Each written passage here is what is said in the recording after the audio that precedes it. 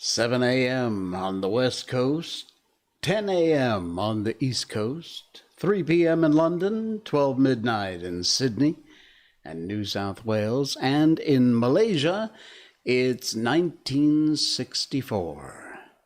I'm Jay Sheldon, and I'm not wearing pants.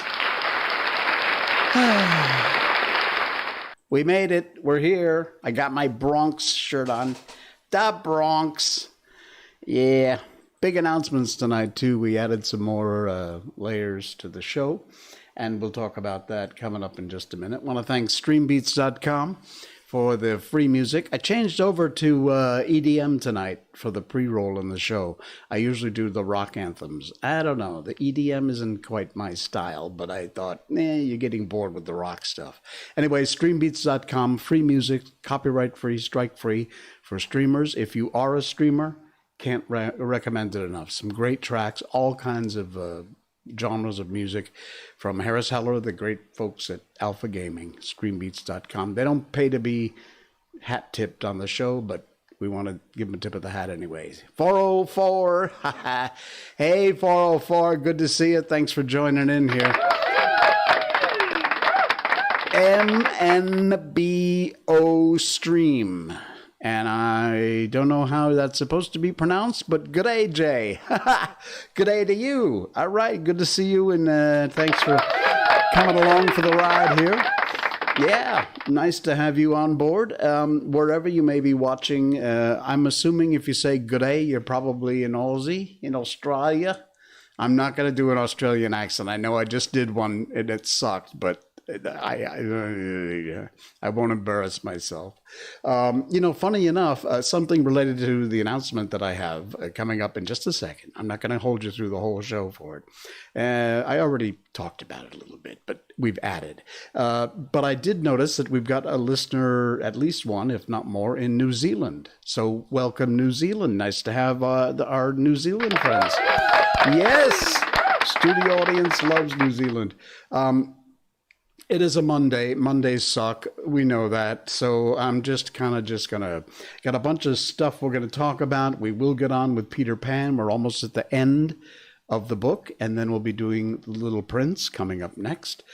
But yeah, I want to let you know, if you checked out our Facebook page, I'm Not Wearing Pants. We are triple casting, by the way, to that Facebook page, Jay Sheldon's YouTube channel, and twitch.tv/Jay Sheldon No Pants. However, this show is now officially a podcast. Yes. We did announce it on our last stream. It will always ultimately primarily be a live stream show. However, there's a whole world of podcasts out there. Crystal Violin, hey, it's been a while since you showed up to a stream. Good to see you. Man, the studio audience is going nuts today. There's so many more people popping in here. Thank you. Yes, we are a podcast. What I've done is I've sucked out the audio to all 65. This is our 65th show. And I have uploaded them to all kinds of places. Yeah, we are a podcast. And hello to our folks in the podcasting world, if you are listening to us later there, which would be now, but I'm talking about it now, so you'll listen later, so I have to say later. I'm not too confused, am I? You can find us, and please do, even if you listen to the show live, which is great. We love all of our live viewers and listeners. But by all means, please, if you want to catch up on old shows, every single show, I know because I edited them all over the last week, every single show from our very first rant is up there. Now, at the moment, I've gotten up in the 40s, episode 40-something uploaded to the system. But they're all done. So I will get them all up by tomorrow afternoon, our time. All 65 episodes will be up and online, ready for you to listen. You can go through. You'll find us on iTunes, Apple Podcasts, Spotify, Amazon Music, Google Podcasts, Radio Public, and Stitcher, with more to come. So wherever you may be listening, please do check us out.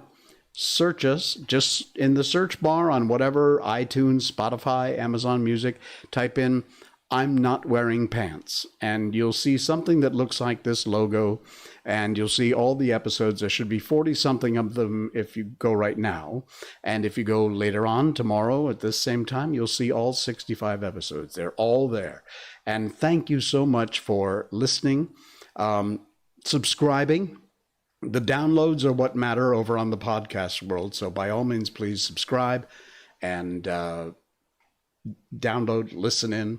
You can just stick it on in the background while you're doing housework or working. Darren's shared the stream. Thank you, Darren. Thank you so much. I'm using some of your stuff tonight coming up later on, as a matter of fact. So thank you. Double thank you. Excellent. I appreciate it. Yeah, so by all means, if you're listening in on the podcast, welcome. We love you. And you can also find us, of course, live Monday, Wednesday, Saturdays on Facebook, YouTube, and Twitch.tv.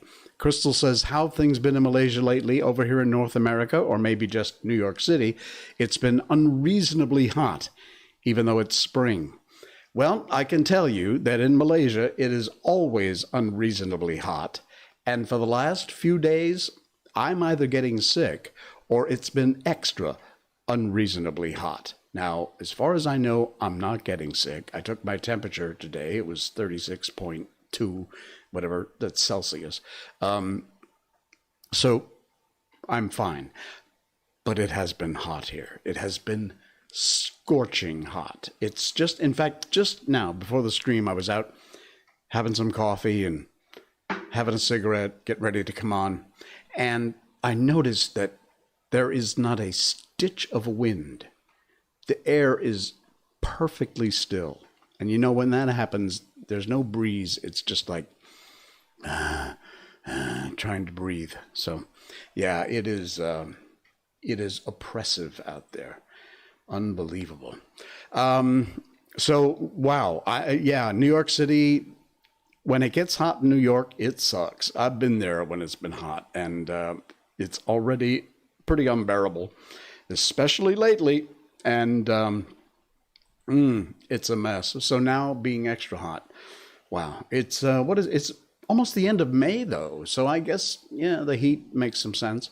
Hey, if you want to be in touch, by the way, you can always Skype in on the show if you want to talk live about whatever you want to talk about what I'm talking about. I got some subjects coming up, some things to share, like always.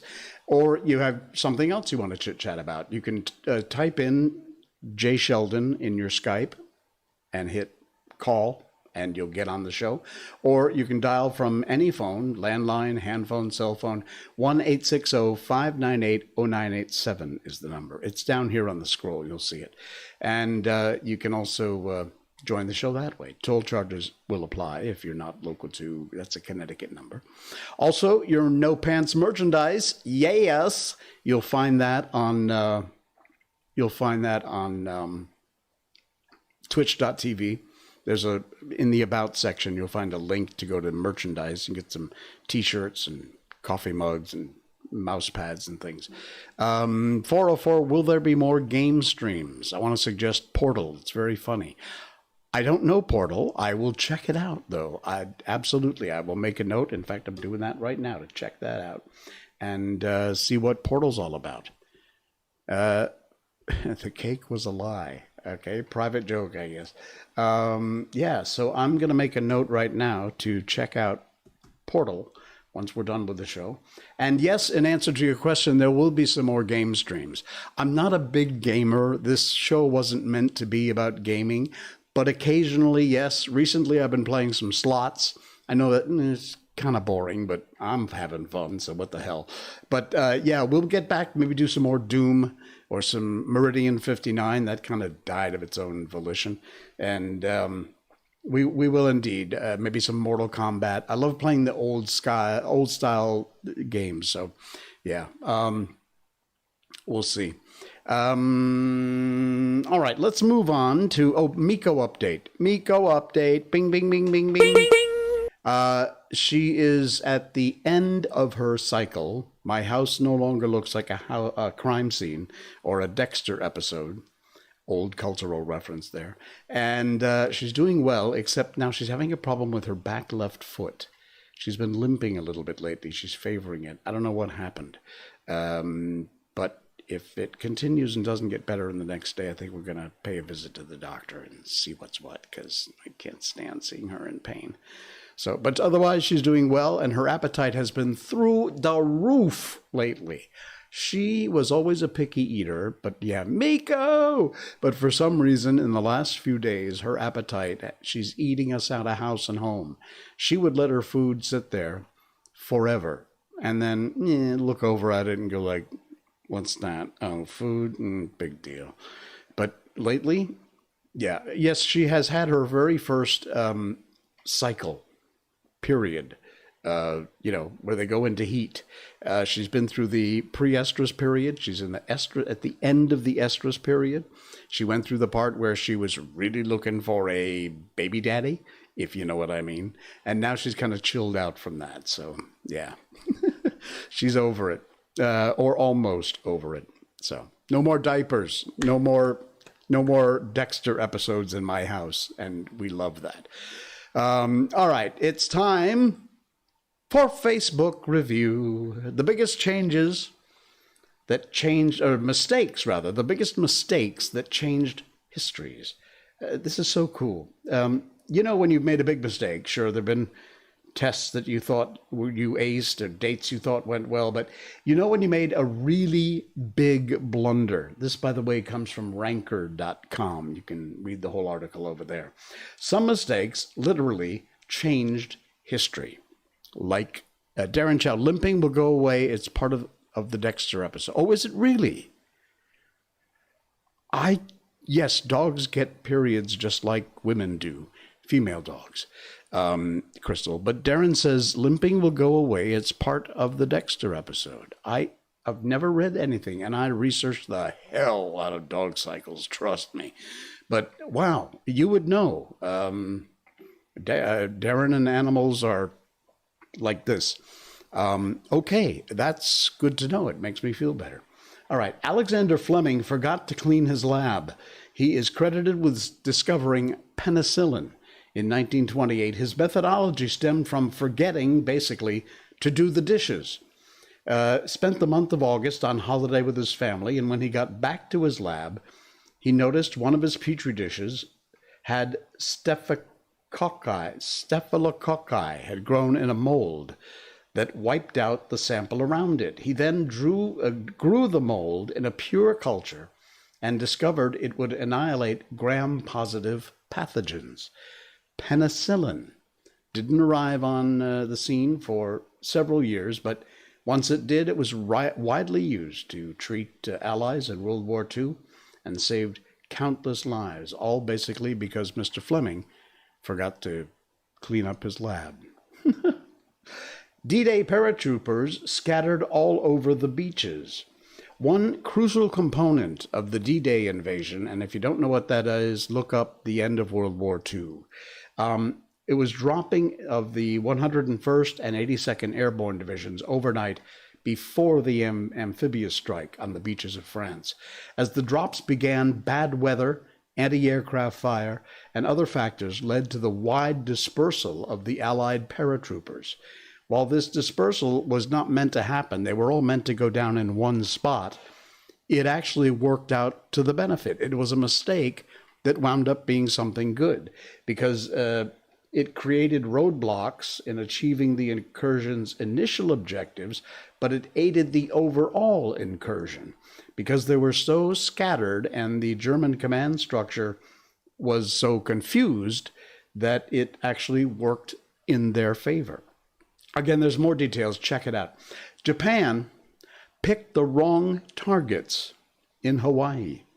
Japan's attack on December 7th, 1941, concentrated most of the fire on American battleships, a strategy the Japanese believed would hamper U.S. power at sea. As such, Japan's planes did not concentrate on the base's fuel reserves, repair yards, or, incredibly, the aircraft carriers that were also in Pearl Harbor.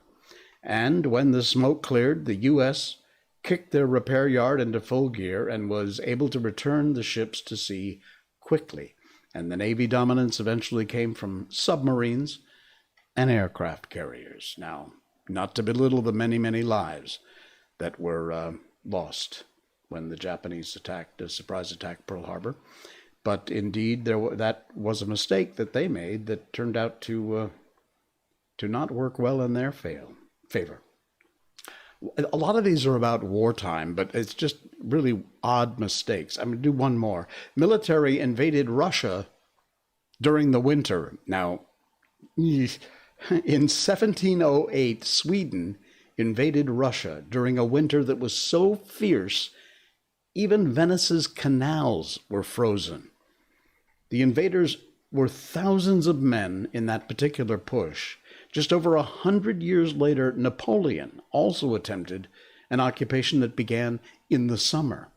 By late fall, he'd lost thousands of soldiers, and although he succeeded occupying Moscow, he eventually had to retreat. But the most famous example occurred in World War II. Hitler believed he could take Russia before winter, but his army was not ready when winter finally came. In fact, things went so badly for him in Russia that the Germans lost about 750,000 men before November. So, do not invade Russia in the winter. Never a good idea. Yes, Crystal, Japan attacked Hawaii. You can't not know that. Really? Okay. I don't think they know what winters are like in Russia. Yeah, you're right, Crystal. It is very cold. You do not want to be there, especially if you're an invading army. Yeah. All right. We also teased on our headline tonight about the Kardashians. Excuse me. It's not a big thing, but it's one of which I can severely relate. My friend Alan posted this. It's a public post, so I'm not sharing any secrets, but I am one of these people. As the Kardashians celebrate their 20th season, I would like to congratulate me for never having watched a single episode. Yes! Seriously, I basically know what these idiots are all about. And I know a whole lot of people are into the Kardashians. For what reason, I have no idea. They certainly are brilliant marketers. They sure know what they're doing when it comes to marketing. The family is about as screwed up as it can possibly be in whatever form Bruce Jenner is these days, or Caitlyn, or whatever he calls himself now. But yeah, the Kardashians, you congratulated yourself for that too, Crystal. Well, seriously, they are uber popular with I don't know who or what marketing demographic, but it ain't this guy. And no, I've never actually seen a single episode or even a piece of footage from the Kardashians, and I don't really care to. Thank you.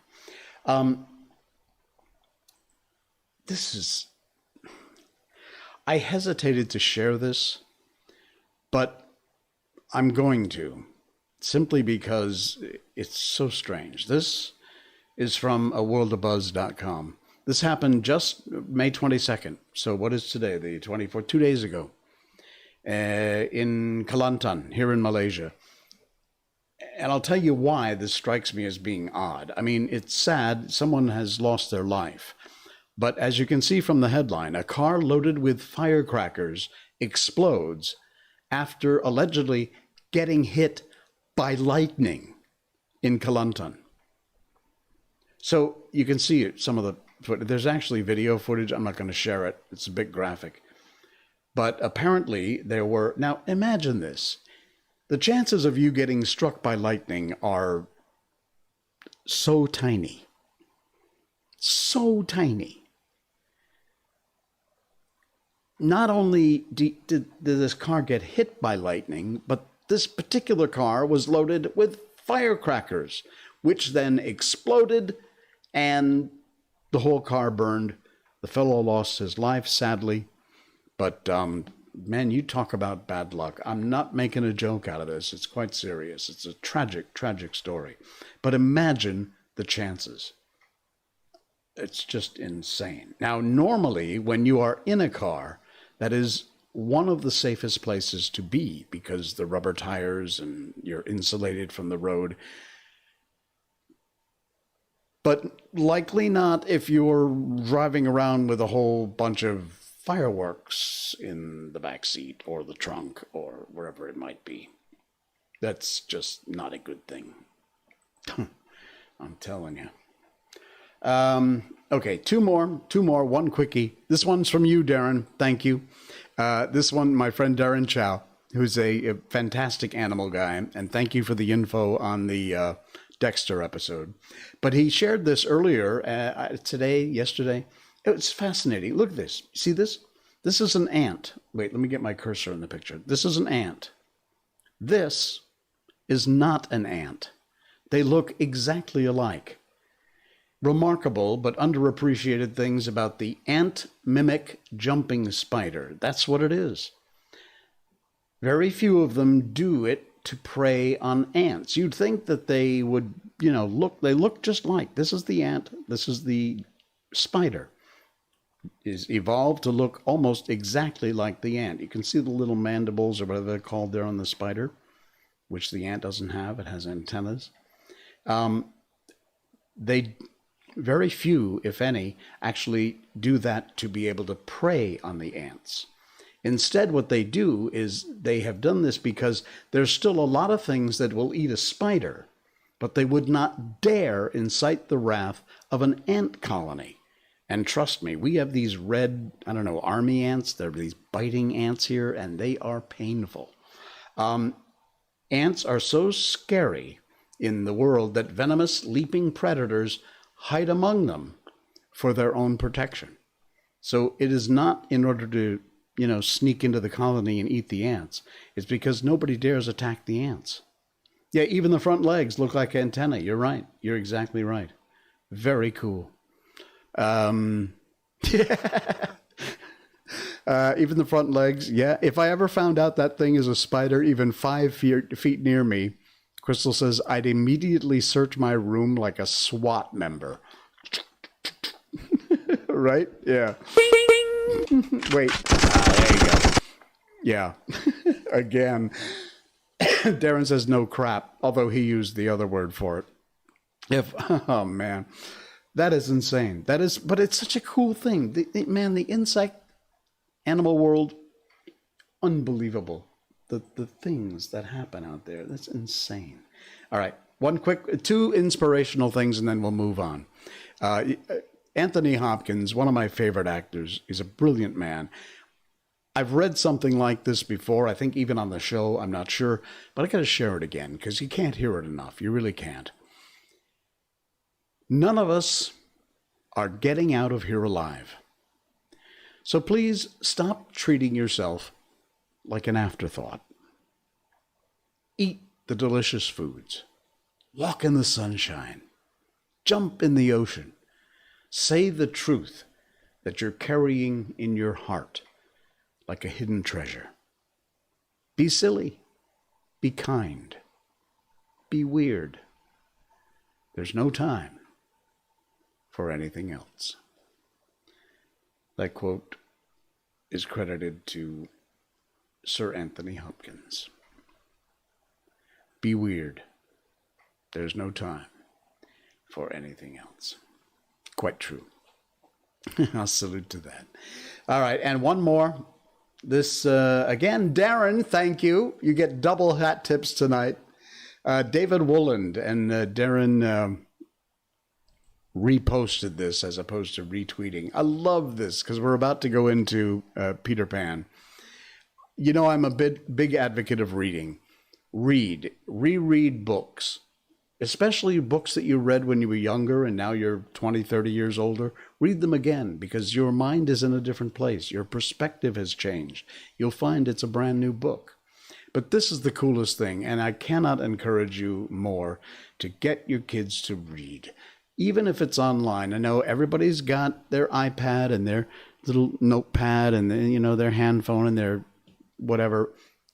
Get them an e-reader book. Read books online. It doesn't have to be a physical book, although those are nice. But this was brilliant. This guy pays his oldest son $1 every time he reads a book. We're talking about 160-page chapter books. These are not little, books. I'm out $120 this year, and he thinks he's ripping me off. Best investment ever. Abso-freaking-lutely. $1 every time he reads a book, major books, and he's out $120, and his son has read 120 books. Can't beat that. Fantastic. Not a bad idea. If it's Malaysia, this is, I assume, $1 USD. So if it's Malaysia, give him $5 every time he reads a book. Why not? Or 1 ringgit. Fantastic. What a brilliant, brilliant idea. So cool. So cool. All right. Let's see. Where are we going? Darren says salute. Yeah. Well, salute to you, and thank you for sharing that stuff. I love the stuff that you post, and I hope you don't mind that I share it here on the stream, because I think everybody should get a chance to see it. And, algorithms being what they are, not everybody gets to see all the stuff. All of our feeds on social media are algorithmed to death, so we see what they think we want to see instead of everything. I suppose if you had enough friends, if you saw absolutely everything everyone posted, you'd never be able to get through it, I suppose. But, I wish they would open it up a little bit, because sometimes it's very limiting. All right. We talked about our new podcast. Thanks to our podcast audience. Thank you very much for subscribing and downloading. You can find us one more time. I'm going to give a plug to where you can find us on iTunes, Apple Podcasts, Spotify, Amazon Music, Google Podcasts, Radio Public, and Stitcher, with more to come. And you'll find us there. At the moment, about 40-something episodes, all the way back from episode 1, way back when I really didn't know what I was doing, and it sounds it, all the way up to tonight's show, which will be put up tomorrow. So I'll get the last 20 or so episodes uploaded here in the next 24 hours. And thank you very much for listening, subscribing, downloading over there. Those are the numbers that really count. I appreciate that. I see the analytics for the sites, and we're doing pretty well, actually. We've got a bunch of subscribers and a bunch of people are listening. Like I said, we have a new listener over in New Zealand, so thank you for that. Appreciate it. Nice to hear you guys in New Zealand coming out. All right. Coffee time. The pause that refreshes. All right, let's, wow, that went down the wrong pipe. There's another edit I'm going to have to do for the podcast. There, you see, I'm making work for myself. All right, we left off with Peter Pan. And the pirates were just about to attack. And we're going to move on to chapter 13. We do, however, want to give a tip of the hat to the Gutenberg Project. That's where these books come from. They are public domain. They're free. Gutenberg.org is where you'll find them. Go over there. Speaking of reading, send your kids over to that site, too, and have them check out the classics. Treasure Island, all kinds of amazing books, including Peter Pan is there. Gutenberg.org is where you'll find this. So chapter 13 is called, Do You Believe in Fairies? In the book of Peter Pan. The more quickly this horror is disposed of, the better. The first to emerge from his tree was Curly. He rose out of it into the arms of Checo, who flung him to Smee, who flung him to Starkey, who flung him to Bill Jukes, who flung him to Noodler, and so he was tossed from one to another until he fell at the feet of the Black Pirate. All the boys were plucked from their trees in this ruthless manner, and several of them were in the air at the same time, like bales of goods flung from hand to hand.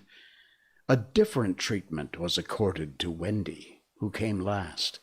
With ironical politeness, Hook raised his hat to her, and, offering her his arm, escorted her to the spot where the others were being gagged. He did it with such an air, he was so frightfully disingenuine, that she was too fascinated to cry out. She was only a little girl. Perhaps it is telltale to divulge that, for a moment, Hook entranced her, and we tell on her only because her slip led to strange results. Had she haughtily unhanded him, and we should have loved to write it of her, she would have been hurled through the air like the others, and then Hook probably would not have been present at the tying of the children. And had he not been at the tying, he would not have discovered Slightly's secret. And without the secret, he could not presently have made his foul attempt on Peter's life. They were tied to prevent their flying away, doubling up with their knees close to their ears, and for the trussing of them the black pirate had cut a rope into 9 equal pieces. All went well until Slightly's turn came, when he was found to be like those irritating parcels that use up all the string in going around and leave no tag with which to tie a knot. Well, the pirates kicked him in their rage, just as you kick the parcel, though, in fairness, you should be kicking the string. And strange to say, it was Hook who told them to belay their violence. His lip was curled with malicious triumph, while his dogs were merely sweating because every time they tried to pack the unhappy lad tight in one part, he bulged out in another. Hook's mastermind had gone far beneath Slightly's surface, probing not for effect, but for causes, and his exultation showed that he had found them. Slightly, white to the gills, knew that Hook had surprised his secret, which was this, that no boy so blown out could use a tree wherein an average man need a stick. Poor Slightly, most wretched of all the children now, for he was in a panic about Peter, bitterly regretted what he had done. Madly addicted to the drinking of water when he was hot, he had swelled in consequence to his present girth, and instead of reducing himself to fit his tree he had, unknown to the others, he whittled his tree to make it fit him. Sufficient of this, Hook guessed to persuade him that Peter at last lay at his mercy, but no word of the dark design that now formed in the subterranean caverns of his mind crossed his lips. He merely signed that the captives were to be conveyed to the ship, and that he would be alone. How to convey them? Hunched up in their ropes, they might indeed be rolled down the hill like barrels, but most of the way lay through a morass. Again, Hook's genius surmounted the difficulties. He indicated that the little house must be used as a conveyance. The children were flung into it. 4 stout pirates raised it on their shoulders. The others fell in behind, and singing the hateful pirate chorus, the strange procession set off through the wood. I don't know whether any of the children were crying. If so, the singing drowned the sound, but as the little house disappeared into the forest, a brave though tiny jet of smoke issued from its chimney, as if defying Hook. Oh, Hook saw it, and it did Peter a bad service. It dried up any trickle of pity for him that may have remained in the pirate's infuriated breast. The first thing he did on finding himself alone in the fast-falling night was to tiptoe to Slightly's tree and make sure that it provided him with a passage. And then for long he remained brooding, his hat of ill omen on the sword, so that any gentle breeze which had arisen might play freshly through his hair. Dark as were his thoughts, his blue eyes were as soft as periwinkle. Intently he listened for any sound from the netherworld, but all was as silent below as above. The house under the ground seemed to be but one more empty tenement in the void. Was that boy asleep, or did he stand waiting at the foot of Slightly's tree, with his dagger in his hand? There was no way of knowing save by going down. Hook let his cloak slip softly to the ground, and then biting his lips till a lewd blood stood on them, he stepped into the tree. He was a brave man, but for a moment he had to stop there and wipe his brow, which was dripping like a candle. Then, silently, he let himself go into the unknown. He arrived unmolested at the foot of the shaft, and stood still again, biting at his breath, which had almost left him. As his eyes became accustomed to the dim light, various objects in the home under the trees took shape, but the only one on which his greedy gaze rested, long sought for and found at last, was the great bed, and on the bed lay Peter, fast asleep. Unaware of the tragedy being enacted above, Peter had continued for a little time after the children left to play gaily on his pipes, no doubt rather a forlorn attempt to prove to himself that he did not care. Then he decided not to take his medicine, so as to grieve Wendy. Then he lay down on the bed outside the coverlet to vex her still more, for she had always tucked them inside it, because you never know that you may not grow chilly at the turn of the night. Then he nearly cried, but it struck him how indignant she would be if he laughed instead. So he laughed, a hearty laugh, and fell asleep in the middle of it. Sometimes, though not often, he had dreams, and they were more painful than the dreams of other boys. For hours he could not be separated from these dreams, though he wailed piously on them.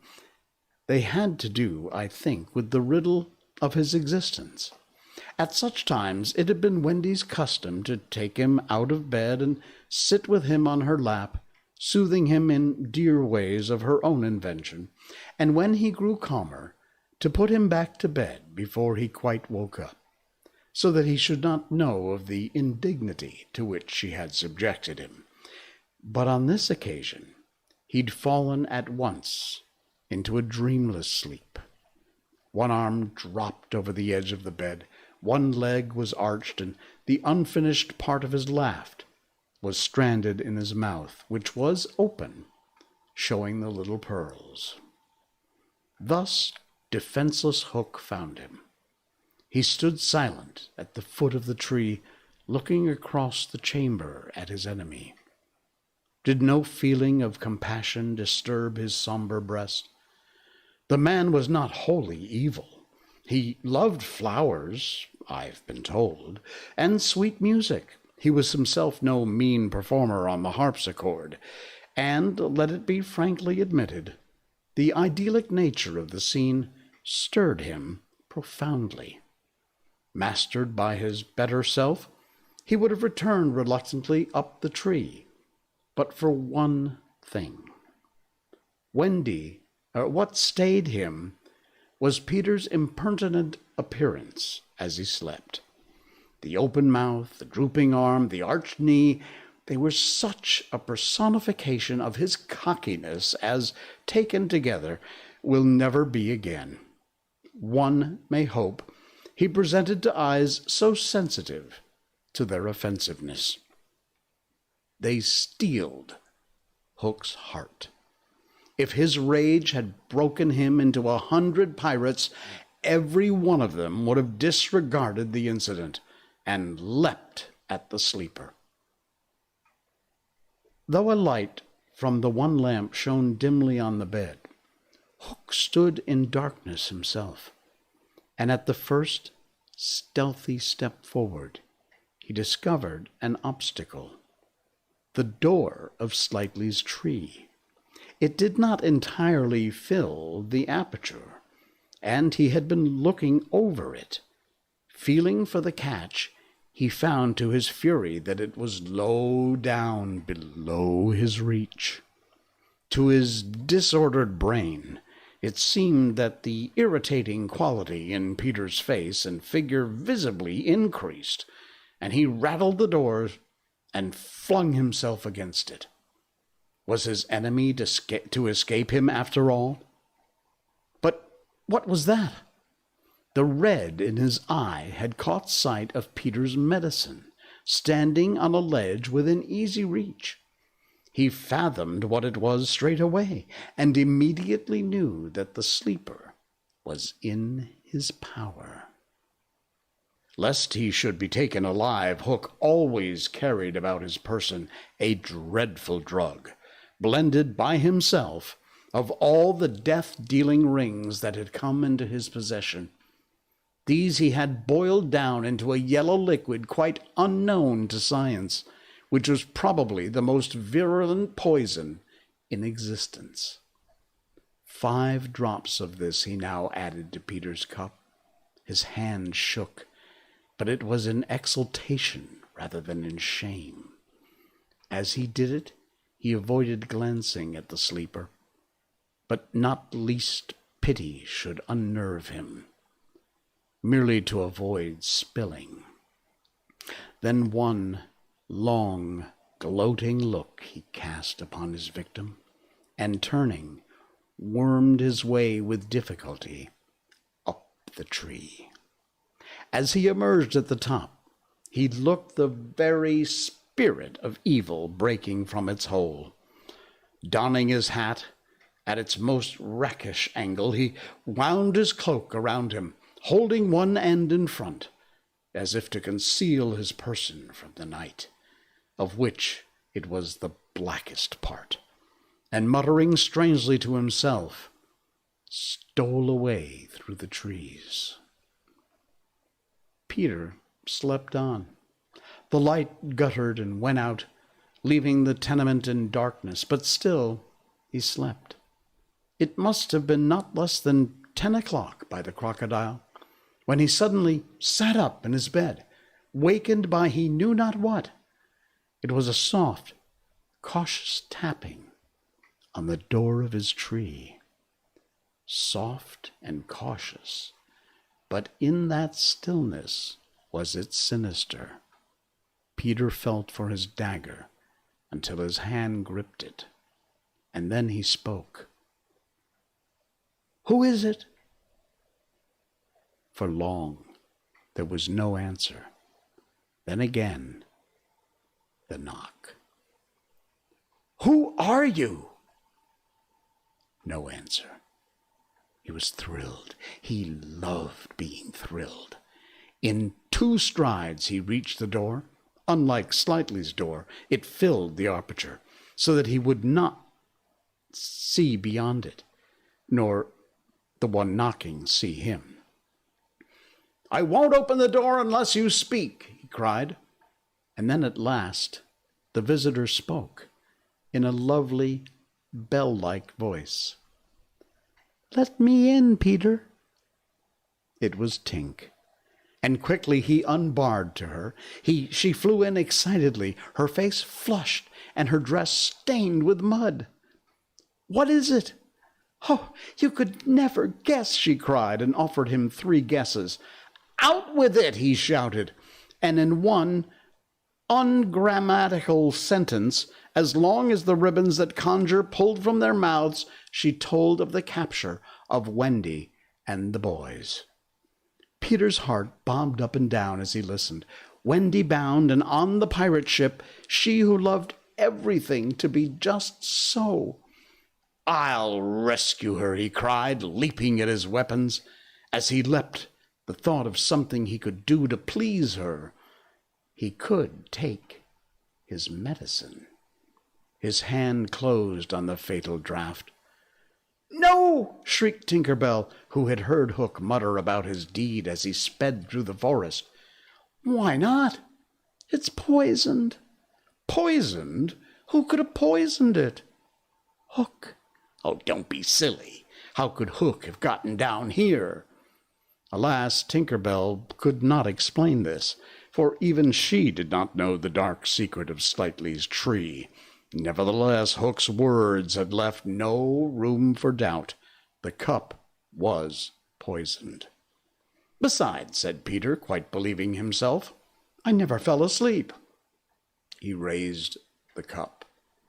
No time for words now, time for deeds, and with one of her lightning movements, Tink got between his lips and the draught and drained it to the dregs. "Why, Tink, how dare you drink my medicine?" But she did not answer. Already she was reeling in the air. "What's the matter with you, Tink?" cried Peter, suddenly afraid. "It was poison, Peter," she told him softly, "and now I'm going to be dead." "Oh, Tink, did you drink it to save me?" "Yes." "But why, Tink?" Her wings would scarcely carry her now, but in reply she alighted on his shoulder and gave his nose a loving bite. She whispered in his ear, "You silly ass," and then, tottering to her chamber, lay down on the bed. His head almost filled the fourth wall of her little room as he knelt near her in distress. Every moment her light was growing fainter, and he knew that if it went out, she would be no more. She liked his tears so much that she put out her beautiful finger and let them run over it. Her voice was so low that at first he couldn't make out what she said. Then he made it out. She was saying that she thought she could get well again if children believed in fairies. Peter flung out his arms. There were no children there, and it was night-time, but he addressed all who might be dreaming of the Neverland, and who were therefore nearer to him than you think. Boys and girls in their nighties, and naked papooses in their baskets hung from trees. "Do you believe?" he cried. Tink sat up in bed, almost briskly, to listen to her fate. She fancied she heard answers in the affirmative, and then again she wasn't sure. "What do you think?" she asked Peter. "If you believe," he shouted to them, "clap your hands. Don't let Tink die." Many clapped. Some didn't. A few beasts hissed. The clapping stopped suddenly, as if countless mothers had rushed to their nurseries to see what on earth was happening. But already Tink was saved. First her voice grew strong. Then she popped out of bed. Then she was flashing through the room, more merry and impudent than ever before. She never thought of thanking those who believed, but she would have liked to get the ones who had hissed. And now to rescue Wendy. And that's where we will leave it for tonight. Wow. That was a cool chapter. We're actually about halfway done with that chapter, but it's a great point to leave it. So we will leave it there and pick it up again on Wednesday. We'll finish this chapter up. We're almost at the end of this book, by the way, Peter Pan, and we will do The Little Prince coming up next.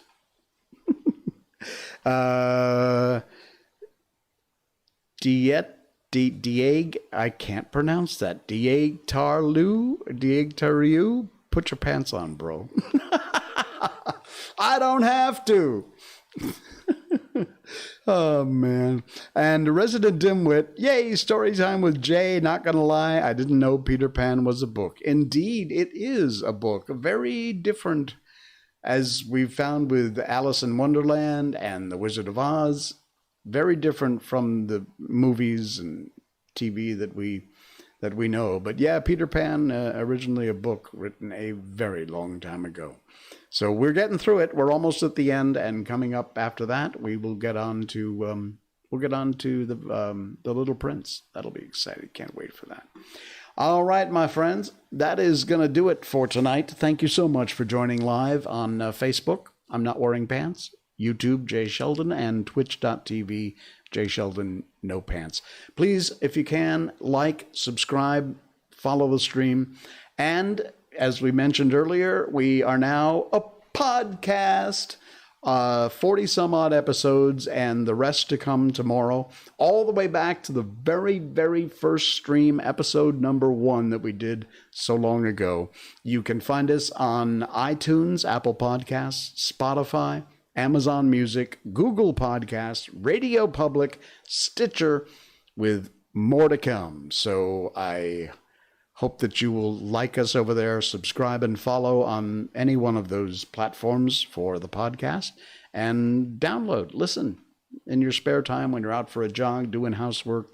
You can go all the way back to the very beginning and work your way through. It'll take you probably days to get through all those episodes, but they're all there, or they all will be there after today. Right now, there's up to 40 some odd. They're all done. They're just not uploaded yet, but they're on the way in the next 24 hours. So check it out if you don't mind. Pants are for cowards. Yes. I'm glad you were able to catch the stream too, Resident Dimwit. It's been a long time. I appreciate you stopping by.